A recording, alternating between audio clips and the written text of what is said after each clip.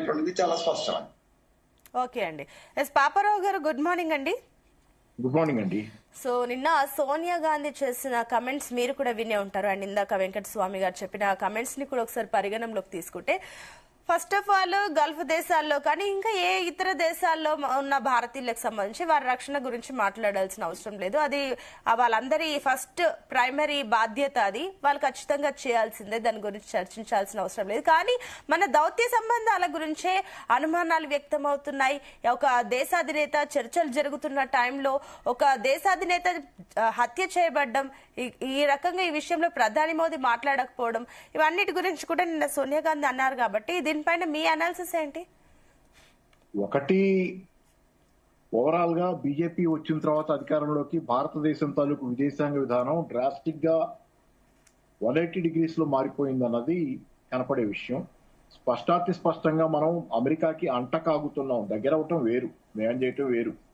మేము ఎవరికైనా ఉండాలి, ఎవరితోనైనా ఉండొచ్చు, తప్పులేదు. కానీ అంట కాగటం, కొంతమందిని దూరం చేసుకోవటం అనేది కూడా జరిగింది. కొంతమందికి దగ్గర అవటం కోసం మిగతా వాళ్ళని దూరం చేసుకోవటం అనేది బలంగా జరిగింది. అదే కార్యక్రమం కొనసాగుతుంది. పైగా ఈ అంట కాగటం, ఈ కొంతమందికి దగ్గరై కొంతమందికి దూరం అవటం తాలూకు విదేశాంగ విధానం మంచి ఫలితాలు ఇచ్చిందా అంటే అది కూడా కాదు. చాలా చేదు ఫలితాలను ఇచ్చింది.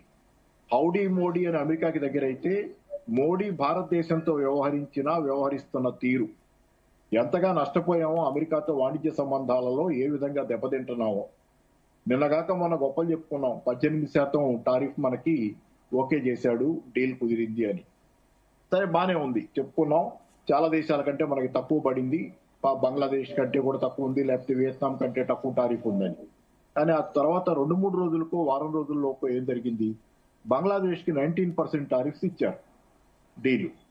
అది కూడా ఓకే, ఎందుకంటే మనకంటే వాళ్ళకి 1% ఎక్కువ ఉంది కాబట్టి మన టెక్స్టైల్స్ బాగా అమెరికాకు అమ్ముకోవచ్చు అని. కానీ ఆ పక్కన ఏమైంది, అమెరికా నుంచి దిగుమతి చేసుకున్న రా మెటీరియల్ తో కనుక బంగ్లాదేశ్ కనుక టెక్స్టైల్స్ ఇండస్ట్రీలో వాడి తయారు చేస్తే అపరల్ దుస్తులు 0% టారిఫ్ అమెరికాకి వెళ్ళటానికి ఆ సరుకులు.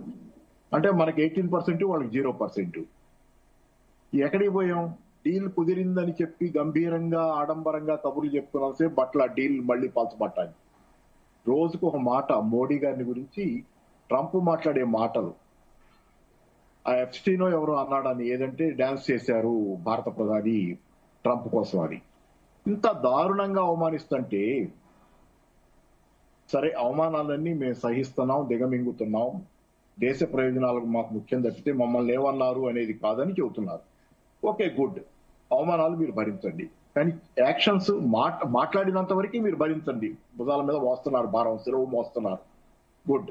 కానీ వాళ్ళు చేసే పనులు, అమెరికా చేసే దుర్మార్గాలు, ఆచరణలో మదురోని, వెనుజులాలో అధ్యక్షుడు మదురోని కిడ్నాప్ చేసుకుని లిఫ్ట్ చేసుకెళ్తే మన మాట ఏంటి, మన స్పందన ఏంటి? అవి పనులు కదా, మాటలు కాదు. చేస్తున్నాడు, క్రిమినల్ పనులు చేస్తుంది అమెరికా. రెండో పక్కన వాళ్ళ కొమేనీని చంపటం అంతర్జాతీయంగా నేరం. అది చట్టాల ప్రకారం అందరూ చెబుతుంది, అది చట్టాలన్నీ చెబుతుంది అది నేరం అని. వెంకటస్వామి గారు కూడా క్లియర్ గా చెప్తుంది అది. మరి అట్లాంటప్పుడు దాన్ని యాక్షన్ కదా అది. నిన్న పక్కింటి వాడిని పట్టుకెళ్ళాడు, ఇవాళ నా ఎదురింటి వాడిని పట్టుకెళ్ళాడు, రేపు నా వంతు రాదని గ్యారంటీ ఏంటనే ప్రశ్న చేసుకోవటం అనేది సహజంగా ఉండాలి. బాధ్యతారహితంగా నన్నేం చేయలేదు కదా ఇంతవరకు అనుకుంటే రేపు మనకు కూడా వంతు వస్తుంది అనేది ఫీల్ అవ్వాల్సిన అవసరం ఉంటుంది.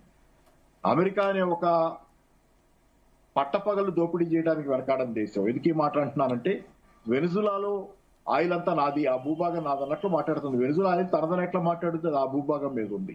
అంటే దోపిడీ, అంటే పట్టపగలు దోపిడీ చేయడానికి నిర్లజ్జగా నా దోపిడీ నా హక్కు అని చెప్పే దేశాన్ని, ఆ మాటలనే కదా చేతల్ని కూడా మనం ఖండించలేకపోవటం అనేది మన బలహీనతగా ఏమవుద్ది. సరే, కాబట్టి అది విదేశాంగ విధానం మారింది, నష్టపోతున్నాం మనం. రెండో పక్కన సోనియా గాంధీ, రాహుల్ గాంధీ గురించి సరే మరీ తీవ్రమైన అభ్యంతరాలు లేకపోయినా నేను చెప్పేది ఒకటి, వాళ్ళు బాధ్యతారహితంగా ఉన్నారు. వాళ్ళు కూడా గతంలో ఇందిరాగాంధీ తరహా బాధ్యతాయుతమైనటువంటి పాత్ర. ఇందిరాగాంధీ ఆ రోజు జనతా పార్టీ గెలిచినప్పుడు, తాను ఓడిపోయినప్పుడు, ప్రతిపక్షంలో ఉన్నప్పుడు బలమైనటువంటి ప్రతిఘటన ఇచ్చింది, కానీ బాధ్యతారహితంగా వ్యవహరించాల. కానీ ఈ రోజు రాహుల్ గాంధీ వ్యవహరిస్తున్న తీరు, ట్రంప్ ఏదో అంటే అవును నిజమే, ట్రంప్ భారతదేశం 0 అంటాడు, అవును నిజమే అంటాడు రాహుల్ గాంధీ. అనాలా? భారతదేశంలో అంతర్గత వ్యవహారాలు అంతర్గతంగా మాట్లాడుకోవచ్చు. ట్రంప్ కు భజన చేయాల్సిన అవసరం రాహుల్ గాంధీకి ఎందుకు? ఎవరు తిరితే వాళ్ళు మోడీని, ఎవరు తిరితే వాళ్ళతో కలిసి తిడతావా మోడీని? That is irresponsibility. చాలా ఇర్రెస్పాన్సిబిలిటీ ఉంది. కాబట్టి వీళ్ళిద్దరిలో అధికార దాహం తప్పితే అక్కడికి వచ్చారు. మొదట్లో కొంచెం బాధ్యతాయుతంగానే ఉండుండొచ్చు, డెస్పరేషన్ లో కావచ్చు, ఏదైనా కావచ్చు. అంతిమంగా they came to a point, ఎటమంటే తెడ్డం. మోడీ ఒకటంటే దానికి ఆపోజిట్ అనాలి. దానికి కారణం ఏమక్కర్లేదు అన్నట్లు ప్రతి విషయంలో, చాలా విషయాల్లో మేము కూడా ఏకేపిస్తాం. కాంగ్రెస్ మాట్లాడి చాలా విషయాల్లో కరెక్ట్ కావచ్చు, మా అభిప్రాయాలు కూడా అయ్యే చాలా విషయాల్లో. కానీ మీరు కేవలం ప్రతిపక్ష పాత్ర పోషించడానికి, మోడీని విమర్శించడానికి మాత్రమే విమర్శిస్తాం, దాని అంతిమ లక్ష్యం విమర్శ అంటే మేము ఎవరో అది వినటానికి బాగోదు. మీరు మాట్లాడే నిజాలైన సందర్భంలో కూడా అది వినటానికి బాగోదు. ఇప్పుడు బాధ్యతారహితమైనటువంటి ప్రతిపక్ష పాత్ర మర్చిపోయి ఎందుకు తెలంగాణలో ఉంది గవర్నమెంట్ ఈ రోజు? వెంకటస్వామి గారికి ఎంత కోపం వచ్చినా తెలంగాణ గవర్నమెంట్ టోటల్ గా unpopular with the people. Why Rahul Gandhi is not talking about it? Why Rahul Gandhi is not trying to set it right? చాలా వార్తలు వస్తున్నాయి, కేరళ కోసం 1000 కోట్లు సమకూర్చుకుంటున్నారని తెలంగాణ నుంచి తీసుకెళ్లి. దానికోసమే చాలా జరుగుతున్నాయి తెలంగాణలోనే వార్తలు వస్తున్నాయి. ప్రభుత్వంలో వాళ్ళు చేస్తున్నారు అకృత్యాలు అని. వై రాహుల్ గాంధీకి ఏ వార్త వెళ్ళలేదా? ఇన్ని జరుగుతున్నాయి తెలంగాణలో ప్రభుత్వం అధికారంలోకి వచ్చిన 6 నెలలలోనే అన్పాపులర్ అయినటువంటి పరిస్థితి ఆ రోజు నుంచి ఉండి, ఈ రోజు తెలంగాణ ప్రభుత్వం ఎన్నికలు పెడితే ఎట్టి పరిస్థితుల్లోనూ మళ్ళీ తిరిగి అధికారంలోకి రాదని ప్రజలు అడిగితే ఏం చెబుతున్నారు? 20 సంవత్సరాల దాకా మళ్ళీ కాంగ్రెస్ కనపడదు, ఎక్కడ 30 సంవత్సరాల దాకా కనపడదు అంటున్నారు. ఇక్కడ దాకా వస్తుంటే పరిస్థితి, నిన్నగాక మొన్న రాహుల్ గాంధీ అశోక్ నగర్ లో చేసి వెళ్ళిన వాగ్దానాలు, బావాచీలో తిన్న బిర్యానీ మీద చేసిన ప్రమాణాలు ఏమైంది? మాట్లాడే అంటే అధికారం ముఖ్యం. ఇక్కడి నుంచి డబ్బులు వెళ్తే వేరే రాష్ట్రాల్లో, రాజస్థాన్ లో ఖర్చు పెడతాం, మహారాష్ట్రలో ఖర్చు పెడతాం అనే లెక్కలు తప్పితే నిజాయితీ, చిత్తశుద్ధి రాహుల్ గాంధీలో మాత్రం ఎంత కనపడుతుంది? ఇదే ఆయన ఫెయిల్యూర్. రాహుల్ గాంధీ కొన్ని పరాజయాలకు ఓర్చుకొని నిజాయితీగా నిలబడి ఉంటే ఆ మోరల్ స్టాండింగ్ అనేది ఆయన్ని బహుశా ప్రజల్లో కాస్త ఎత్తుస్తాయి, హై పెడెస్టల్ మీద నిలబెట్టే. ఏ మోరల్స్ లేవు.